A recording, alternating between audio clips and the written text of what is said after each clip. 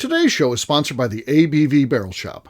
The ABV Barrel Shop is located in the St. Louis metro community of Arnold, Missouri. The ABV Barrel Shop is focused on one thing, single barrels. Best of all, you can try before you buy. Head over to abvbarrelshop.com to sign up for their email and text distribution so you know what they have in stock, what classes are coming up, and who from the industry may be coming in to visit. The ABV Barrel Shop. It's where single barrels live. We are also sponsored by the Bar to Go. The Bar to Go offers traveling minibars that are no bigger than a small purse or toiletry bag. Best of all, they are fully customizable so you can create the perfect piece that is unique for you. If you own your own business, what a fun and unique way to promote what you do. Check them out online at thebar2go.com. That is the number 2 in the Bar to Go. If you have wholesale questions, call my friend Isabel Clark at 504-481-1297. Finally, we are sponsored by the Neely Family Distillery. NFD is a family-owned business that keeps ringing up awards in the spirits world. Head to Sparta, Kentucky to experience the family history, award-winning spirits, and meet the Neely family. Check them out online at neelyfamilydistillery.com. Now, on to the show. Let's drink!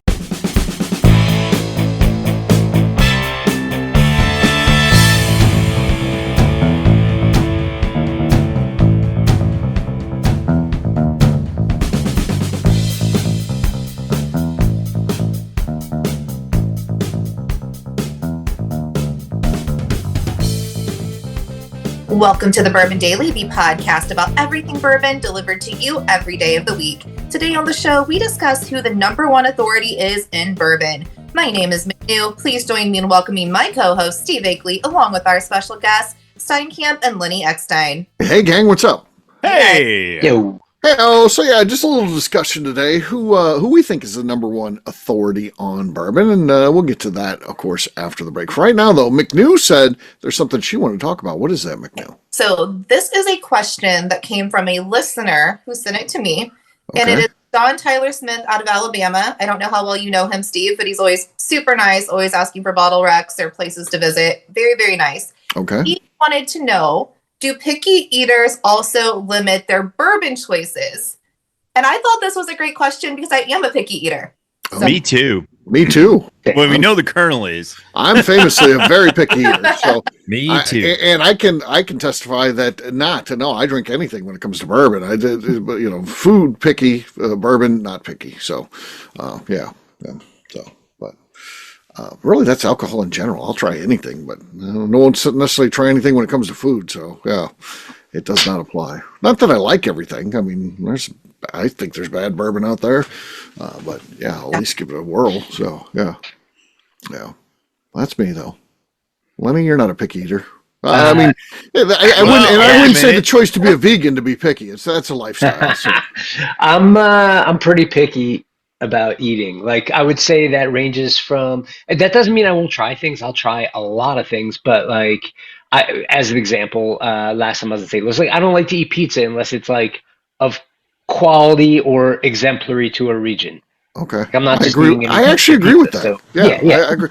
I don't want to burn the pizza calories, which there's only so many of those, on Papa John's or in Domino's or crap pizza. I'm throwing me a Pizza Hut pizza any Oh, Friday God, night. no. I want it so bad. Stuff is all trash. Yeah. And, like the way I look at, I would consider myself a fairly picky eater, but it's a weirder level in that You're not a picky eater. You're a food snob, is what you are. You're not a picky eater. you're exchanging the word picky for snobbery, Right. and that's fair. But I typically say picky, and I what I mean by that, like whether it be the pizza or whatever, I just won't waste my time with things that I don't deem worth my while, and I do that with alcohol too. But like another example is like I'm in Maine right now, and I went to my favorite fried seafood shack to get fried clams 2 days in a row.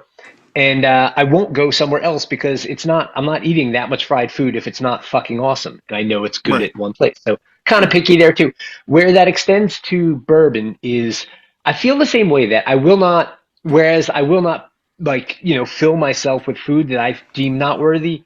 I will not compromise my sobriety and be intoxicated with bullshit spirits. Like certainly no vodka. That's not even an option. Right. But not so famously, when it comes to bourbon, I mean, this year I'm only drinking craft bourbon, and that could be construed as picky. I mean, again, if I was like at a Or bar bourbon and, snob. A bourbon Yeah, snob. a Lenny. snob. Yeah, Yeah, if snob you're going to for use sure. Steve's word, yeah. Yeah. But if any of us, if I was to sit down at a bar with any of you and you were so gracious as to say, like, I got this next pour and we're drinking Old Grandad Bottle and Bond, I'm certainly going to enjoy that pour. But left to my Yeah. own initiative for the remainder of 2025, I'm only buying craft bourbon from producers that I respect You massively. stick to I that like it. across I the like board, though. Your policy, and I like the Yeah. fact you're this vegan guy, Not but vegan. but Just to be clear. you've always said, like, because you get to do some food pairing events and stuff like that. Like, if there's a great chef and they've prepared something that is beef or something like that, Yep. you will eat it because you're like, hey, this is a great chef. Yes. You know, they've prepared this. You know, you don't stick to those rules, which again are the rules that you set for yourself. So Yeah. you don't stick to that. You'll actually taste something if a chef has prepared it because they Yeah. prepared that thing. So Yeah, both out of like respect for their craft and someone said something to me once years ago. I was on a river trip and it was explained to them briefly when they asked that I typically like I don't really eat meat. And they're like, "Well, how long has this been going on for?" I was like, "I don't know, since I was like 21." They're like, "Dude, you missed the entire food revolution in this country." And I kind of scratched my head and I was like, "He's fucking right." I did. Yeah, you missed So it. in an effort to not really miss it, I'll like indulge here and there. So Yeah. Well, I respect that actually. So that's good. That's good. All right. Steinkamp, how about you? Very picky eater. Willing to try more as I'm getting older. That's good. But still pretty darn picky, especially if I'm traveling. I don't want to end up with an upset stomach or something, right? Yeah. I hate that. But no, I'll drink anything, and yeah, I'm not. And playing in the band, we get people buy us shots and all kinds of wacky stuff, and Yeah. and I same mean, you were thing, a huge like. screwball drinker, so Well, I mean, I wasn't, but I did because I was getting paid to drink it. So yeah, people pickle shots. Pickle shots are the big rage God. lately, and they got Tabasco in them, and it's just awful. But like Lenny said, if somebody's going to send a shot up and say, "Hey, thanks, I appreciate what you're doing," then you're drinking that shot. So even like a pickle shot, I'd be off the rest of that. That could throw me off for the evening as far as drinking and everything else. affect the palate. Throw Yeah. behind your head. I'm not Yeah. McNew, that has been known to happen. Whoop, shot goes. Well, they're not really paying attention. Yep. not drinking. All right, McNew, you asked the question. What's your answer here? I am a picky eater. I kind of eat like a 5-year-old. Right. If you took me to a steakhouse, I'm ordering chicken or shrimp. I'm not eating steak or anything super fancy. But yeah, I'm kind of with you guys when it comes to drinks. I'm kind of down to try anything. And I think for me, like food's very much a texture thing. Like if it looks slimy or weird, but like, bourbon's going to have like a different mouthfeel kind of sometimes, but still down to try it because it's not going to be that off that often. So This is true. I don't Agreed. think it translates to me being a picky drinker. Yeah. Fair All enough. about that texture thing with you too. Agreed. Yeah. Oh yeah. That food can be a problem with the textures. So yeah. Like if it's very moist, for instance. You teed him up, McNew. You did that to yourself. Like what? Like flan moist? What do you I mean? never want in my life because it looks too jiggly. I don't like Jello or pudding either. I It does. Okay. Oh, it's so goddamn good. can't do it. Ugh. What about tapioca? No, that looks like frog eggs or some nasty shit. Who eats that? What about tres leche? Yeah, that's good. What is that? At Oh, it? I don't know. It's I cake don't actually. want it. Yeah. It's cake, but it's got leche sauce in there, which is very It's sweet. the most moist. Oh yeah. But it literally translates to 3 milks, and I don't drink milk because I find it disgusting. I want nothing to do with Yeah, that. but it's like McNew, carnation milk. Yeah, it's not like 2%. The Yeah. word is still in there, and I can't get my head around No, it's it. McNew- leches. It's not milk. You're missing the tres leche revolution. Yeah, you are. solution. There's plenty more I can jump Someday, McNew, I'm going to take you to Houston. We're going to go to the Original Mamas, and they got the great Tres Leches. Man, I'll tell you what. I have a hard time with Mexican food because people say there's great Mexican restaurants. Right? They're terrible. You go to Houston or to Arizona, and you eat Mexican food, and then you come in St. Louis and you eat the best Mexican food here. It's terrible. It's shite. I follow your logic. Yeah, man. I've gotten to eat great Mexican food, so So same thing with in St. Louis with seafood, right? Right. Yeah. I don't like 100%. seafood in St. Louis unless somebody's it's like a business dinner. I'm getting taken out somewhere, and I know it was flown in semi-fresh. But a couple of weeks ago, I was out in Virginia Beach visiting my daughter out there, and you go have seafood there, right. And I'm like, all right, what came out of the water today? Yeah. That's what I want to eat, right? Yeah. And that's delicious. It's totally different, Right. It's not fishy, oily, gamey. It's not. It's great. I'm with you on that, Steinkamp. I only eat fish in coastal towns, or Yes. it was like a fish fry, and I know they just caught it out of a clean pond today and knew what they were doing with it. Yeah, I have some redneck cousins. That's the thing they do. sure. Fine, but I'm not ever going to order it at a restaurant in the Midwest. That's not. I know. And even the ones that be like, oh, we're Louisville and we're UPS hub. Well, please Got it out give of me a that break. No. Keep drinking the Kool-Aid, Louisville. Yeah. Stick to tin fish. Yeah. Don't do fish in the Midwest. It's got to be on vacation only. Absolutely. On that note, guess what, gang? It's time to drink. What is everyone drinking? We'll start with McNew. McNew, what do you got there? I'm going to go with some Coppercraft.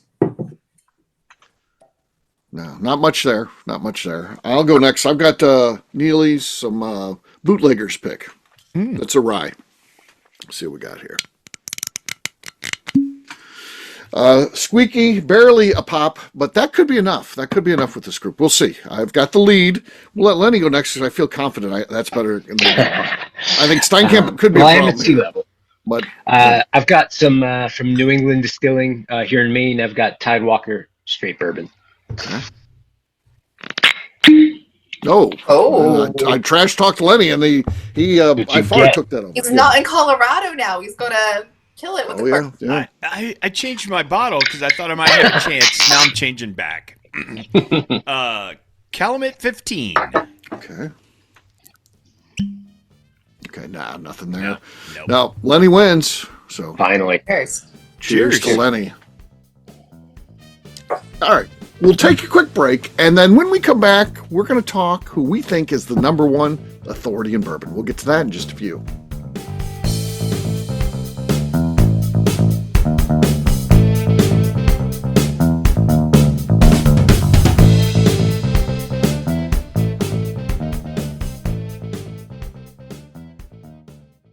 Okay, let's talk about the people that make these shows happen. First up is the Stave and Thief Society. Via their in-person class at Moonshine University in Louisville, Kentucky, the Stave and Thief Society is the place where you, a bourbon enthusiast, can expand your knowledge and emerge an executive bourbon steward. In 2017, I completed my executive bourbon steward certification. It's the most comprehensive bourbon certification available and connects you with an expansive network of bourbon enthusiasts and professionals. Check out the full listing of in-person and online certifications and join the society today by enrolling at staveandthief.com. Speaking of executive bourbon steward certification, the ABV Barrel Shop in St. Louis, Missouri has developed a unique partnership with the Stave and Thief Society to offer a preparatory class to assist you in getting your executive bourbon steward certification. This prep class costs only $25 and is available to take live or online via Zoom. Graduates of our class receive a coupon code good for 15% off your executive bourbon steward certification held in Louisville, Kentucky. This saves you almost $90. Additionally, you can collaborate with fellow attendees to split travel costs when you go to Louisville. If you're interested in signing up for the class, simply head over to abvbarrelshop.com and check out the classes and events page. Last but not least, we are sponsored by Neely Family Distillery. Royce Neely is the 11th generation distiller in one of America's oldest distilling families. A visit to Neely Family Distillery takes you through family history, where you can see all the artifacts and newspaper clippings through the years from this family that started distilling in America after James Neely arrived from Northern Ireland in 1740. Today, Royce Neely and his team are crafting some of the best spirits in America. Their bourbon and absinthe offerings keep winning top honors in the spirits competitions. Recently, their absinthe made history as the first platinum winner in the absinthe category at the San Francisco Spirits Competition. Neely Family Distillery is definitely a bucket list destination if you are a bourbon fan. Learn more about their spirit offerings, visiting their facility, and the awards they have collected over at NeelyFamilyDistillery.com. And now, back to the show.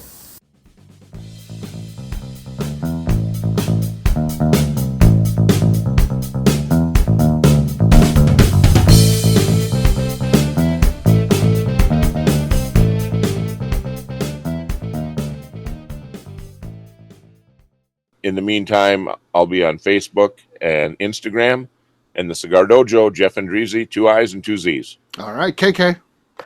You can find me on Instagram at KK.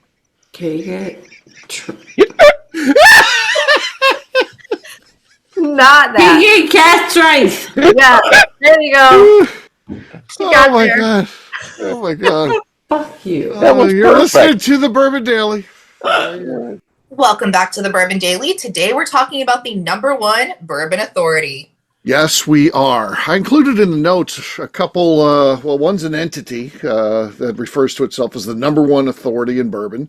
And then number 2 is an individual who says that he is the #1 bourbon expert. And this is pretty common. Of course, this is all self-assessments, and you can say whatever you want. That's the bottom line. And, both of these entities, without saying who they are, have had some success in this industry, but I don't think the second one for sure, the individual, I don't think is in the top 100 in terms of bourbon authorities. I didn't even know who that was. Yeah, So. yeah. And I did. Not to talk Did you? say his name, right, but like in his photo, he has a pretty punchable face. Like, Yes, he does. One that calls yourself an expert. I can confirm that in person it's even more punchable. So yeah. So, yeah. In terms of the entity, I like that entity. I like that. It is good, but yeah, they're good. They're good. #1, no way. But good. They're a B, I would say. I would give them if I had to grade how they are, I'd give them a B. They overall rank. They overall rank. They probably might be hovering around the 50ish mark. Kind of midpoint, I'd say, out of the top 100 bourbon authorities. That is a mixture of individuals and entities. I'd say that's about where they fit, I would guess. Who do we think? Person, or it could be a website. It could be, an entity, as we're calling it here. Who do we think is the #1 authority in bourbon? Any guess? So if I'll provide you feedback on your answers. I just did a Google search, yeah, and one of the top answers is Forbes, and Forbes continually has the worst freaking articles. They're good at horrible. Search, doing well in the search. That's they're awful. They're so bad. There's so much bad advice out there. So much bad advice. And Forbes dishing a lot of it. Yeah. Yes. You know what? I feel like, though, to have that title, one has to be not just like, I don't mean approachable from the sense of like they're very there for your questions, but they have to be able to field questions or take discussion. They can't just write an article here or there. It almost has to be like, something thrown out there, they opine and, throw it back out. Right. I've got a few ideas. Okay. All right. I'll throw out. Let's see. I'll give them a score out of 100. Okay. And so, I think there's a few. This is one man's opinion. This is not scientific, folks. But okay, just and I'm not giving you my de facto. This is the expert. As much as I would say I have a pool of like 3 to 5, and I'm just going to throw one out there. I like Chuck Cowdery. Chuck Cowdery. Yeah. Yes, he's high, a little bit outdated. He hasn't really kept up with things. I mean, if we were going back 20 years ago, he probably might be sitting at #1. He's certainly pretty far up there. I still, based on who he is, I give him in the 25-ish percentile. That's somewhere around there. But yes, certainly knowledgeable, especially when you get into history stuff. Because he's the legal sides of things. Yeah. Like he's good in general. Little cantankerous, but that's my favorite part. Yeah. I'm just being real. And if anybody knows cantankerous, it's Steve. Yes. Yes. No, I honestly at this point don't even care about his opinions on bourbon. I like the random shit he puts out every day. Yeah, Very entertaining. he's interesting. He's interesting and entertaining. I'll give him that. So yes. Mm-hmm. But I mean, if you ask him like, "What do you think of Peerless?" He'd be like, "What's Peerless?" right. He's not really into the news scene at But all. that's also the right answer. I mean, in a weird way. Yeah. No disrespect, Peerless. I love that. Right. Talking about the old guys, we got to say, like, I mean, Michael Veach is still up there, and he's still pretty relevant. He is still getting into craft. He's still checking out new places. So I got to say, Mike Veach is up there pretty well. Yeah. Well, that's the right answer right there. He's number one. Right. He's number one. I mean, he's got the history. He is contemporary. He's still reviewing, tasting the new stuff. He stays abreast of all that. He writes about the new stuff. He writes about the old stuff. He's a guy who, earned his way into this business by, being a researcher, and getting into history and combing through data and stuff like that. I mean, he's the real deal. Cantankerous, yes. Knowledgeable, absolutely. So yeah, he's number one. So there's no doubt. Who else is in the discussion though?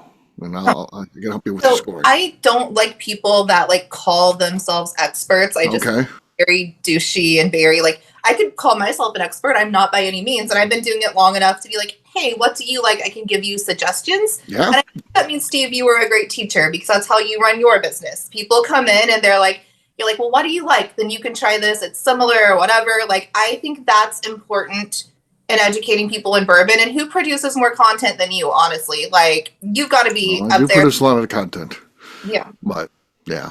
I'm definitely near the bottom if I crack the top 100. But you're not calling yourself an expert, though, which, I mean, some people would be. Some people would be like, I need an opinion. You're also, like, what's the word? Like, reachable. People can reach you and be like, I got Steve's opinion on this, so I'm buying it. Like, I think that's also important.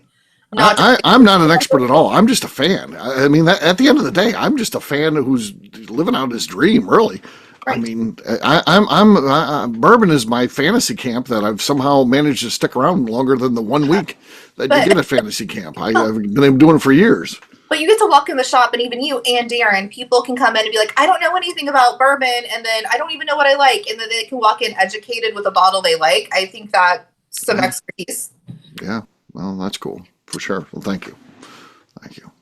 Don't sell yourself short either. You're in the mix. You're part of the bourbon industry, no doubt about it. True, but one of the books that I really enjoyed when I was getting my start, I still look through it, is that Big Whiskey, Carlo DeVito and Roosevelt Thomas. I don't know them at all, but that is one of the things I was like checking out, getting into, and it helped me. So he's also a character. I would put him more in the. He might not crack the top 100. Carlo, but he's interesting. I'll say that. Okay, nice guy. He's a nice guy. Yeah. Expert. I don't know about that. Doing service to ladies. If we didn't throw out Peggy No Stevens, I think she was like the original lady expert in bourbon.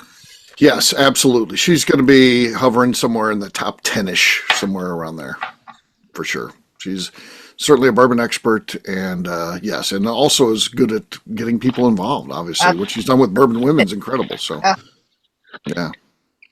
I think like getting closer to like the core of the industry versus like someone that maybe is ancillary to the industry in their there's no simple term for it, but like whether they have a blog, a podcast, whatever, like a media outlet, for lack of a better way to put it, but more to the core of the industry, we got to look at some of the history and, of the many, if we were to go to some of the oldest, maybe Jimmy Russell would be a neat one to tack on there for different perspectives. He absolutely is a, historian of not only his brand, but just the bourbon industry. And he's just a living piece of bourbon history, which is pretty cool. So, yes. Yeah. He's also, somewhere around the 10-ish, I'd say, on this part of it. He's number one when it comes to greatest living distiller. And even though he's not really involved in distillation at this point, out of respect, any list that would not put him at number one, they're crazy. When you've been doing something for 70 years and you still have the title, I'm sorry, you're number one. And you look at what he's done with that brand, he's number one. Agreed. Yeah. Go ahead, McNew. Sorry. So I'm going to throw in Bronner. Like, not only does he like know the history of it with Dusty's, he knows the restaurant side. He knows barrel picks. He now owns a brand. Like, if it's more immersed in bourbon, it's got to be that dude. That's a great call, McNew. Yeah, he hits it from a lot of facets. Yeah, he's a top third, I would say, percentile. So somewhere around 33. I'm going to give my other newbie answer since I'm the newest to the bourbon. The Whiskey Bible was real big for me when I was starting out. Jim Murray. Jim Murray. Yeah. I don't know Jim at all, or he's had some issues. Yes, but yeah, he's a guy who, early Bourbon Hall of Famer, somebody who helped get the industry to where it's at today. And yes, certainly.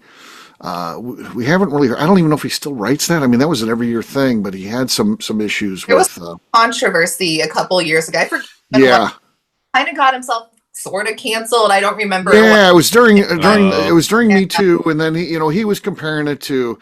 This reminds me, this 21-year-old's like dating a 21. Something. I'm just paraphrasing. I don't know exactly what it was. There's something along that lines, equating some whiskey to women and some affairs and stuff like that with them. Again, here it is, right here in Forbes. You shouldn't read Jim Murray's Whiskey Bible. It's sexism in whiskey. Yeah, that was 2020. But he came out with one last year. Oh, did he? Okay, so it's just very much under the radar at this point. And again, out of respect, he still cracks the top 100. But he ends up lower on that list just because of some issues, and it's lowered his profile. He was in with so many distilleries. When they make it in the Whiskey Bible, or the number one, that was huge for them, and a lot of marketing campaigns were around that. And just none of that happens anymore because he had those issues. Yeah. Right or wrong, I don't know what the answer there really is, but he had those issues. So yeah. Not piling on him at all. I mean, no, but for a guy that was new, that was another book. I was like, all right, let's check this and find that. Yeah. I'm gonna throw one out there that it's kind of whatever. Don't always agree with the guy, but I enjoy his points of view, and he's vocal and present enough. I like the work Fred Minnick's doing. Sure. Yeah, Fred. Yeah. Fred is larger than bourbon. I mean, I think what he really wants. I don't know what he really wants to be. I mean, I think he wants black belt. Well, maybe. That's true. Maybe.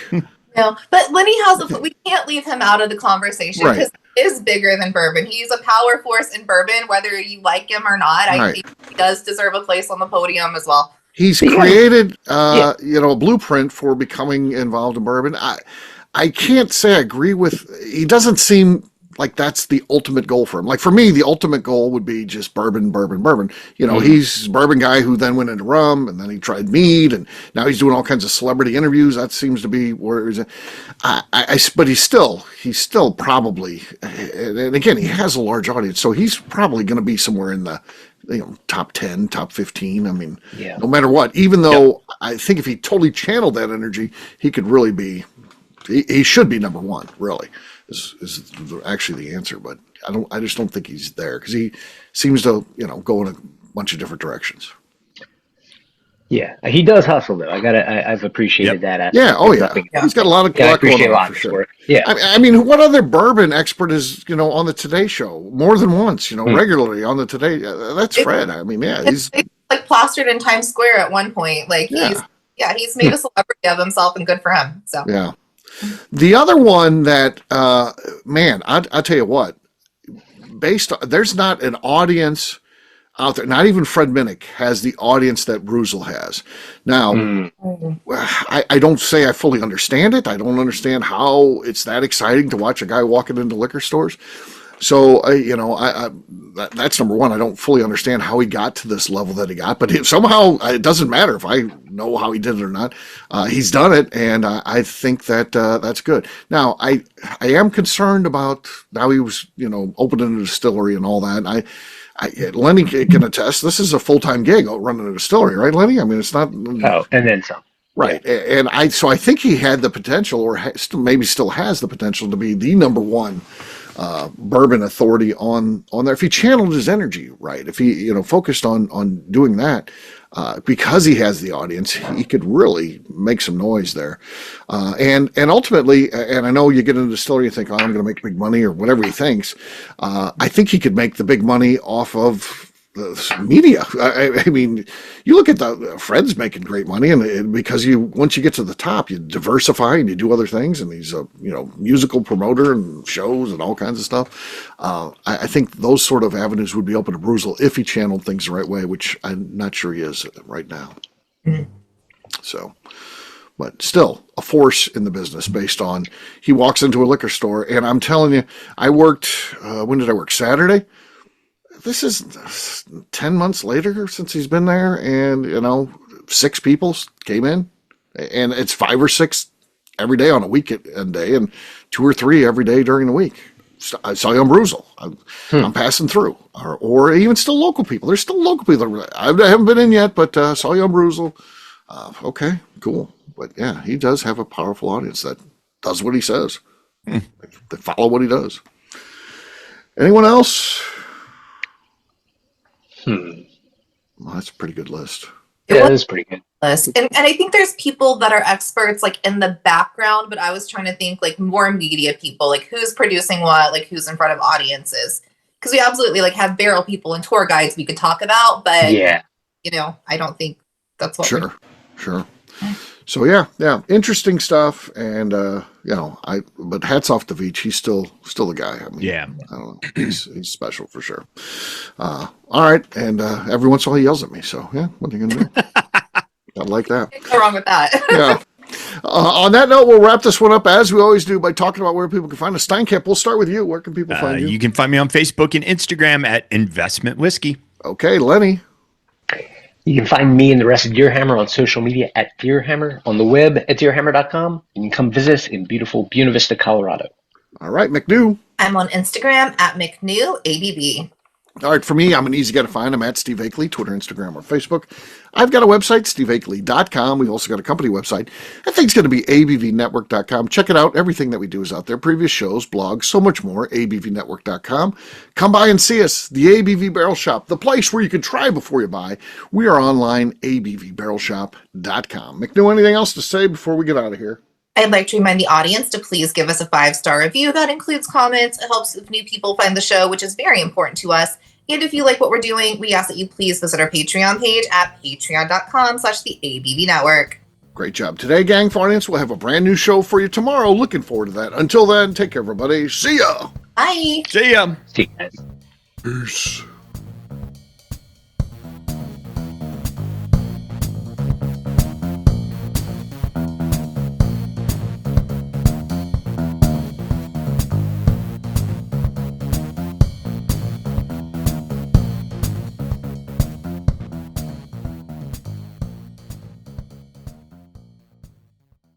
Before we let you go, let's talk about one last thing. The ABV Barrel Shop in the St. Louis community of Arnold, Missouri. The ABV Barrel Shop is focused on a couple of things. First of all, single barrels.